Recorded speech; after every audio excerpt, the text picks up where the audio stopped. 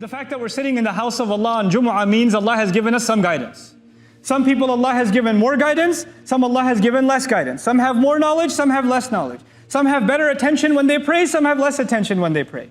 We're not all on the same level. That's a fact. But you know what this dua is telling you? My ultimate goal is to get closer to Allah than I am today.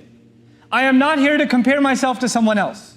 I'm just here to compare myself from where I am right now. If I can just work on getting better than what I am right now, that is the ultimate success before Allah. There is no higher success. You will never become perfect, I will never become perfect. All we can work on is becoming a little bit better, and then a little bit better, and then a little bit better. Just getting a little closer to Allah and a little closer. And if a person dies becoming closer to Allah, they are successful. And a lot of people, you know what they do? They compare themselves to others. Well, this one's already memorized the entire Quran. Look at how they recite. They're at the masjid every single day. They're there before the adhan is even called. They're worshiping Allah so much more. They're so much more knowledgeable. They have so much more. They know Arabic. They know tafsir. They know this. They know that. Or they dress better as Muslims than I do. Don't compare yourself to anybody else. That's not what Allah wants. Allah is not going to put you next to someone else and compare. He doesn't even want you to compare yourself to others in dunya. Forget akhirah. Not even in dunya. لا تتمنوا ما فضل الله به بعضكم على بعض. Don't wish for what other people have. What Allah has given some preference over others. Don't do that to yourself. So what are we learning then?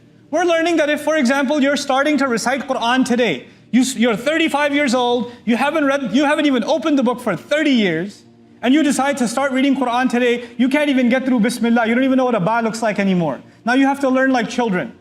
There are people who are your age who can read like adults, but you have to read like a child. But that's okay. That's okay. When you learn even that alif or that ba, and you make a little bit struggle closer to Allah, and you died that way, maybe you're better than even a alim. Maybe you're better than a hafiz of Quran, who memorized the whole book but has no appreciation, didn't want to make themselves a better person. Because who wants to make themselves a better person is in the heart, and Allah knows that. So don't underestimate where you are with Allah. People can underestimate you, Allah does not underestimate you. People make it sound like guidance from Allah is hard, it's expensive, it doesn't come easy. And Allah is opening the doors of it wide open.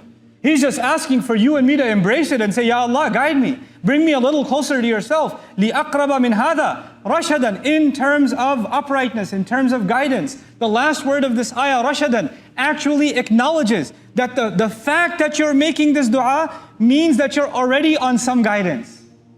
That you shouldn't say that I'm misguided. It already acknowledged that the fact that Allah gave you the ability to make this dua itself is a gift of guidance from Him. And Allah will give you more, and He will give you more, and He will give you more. This is the optimism of the Muslim.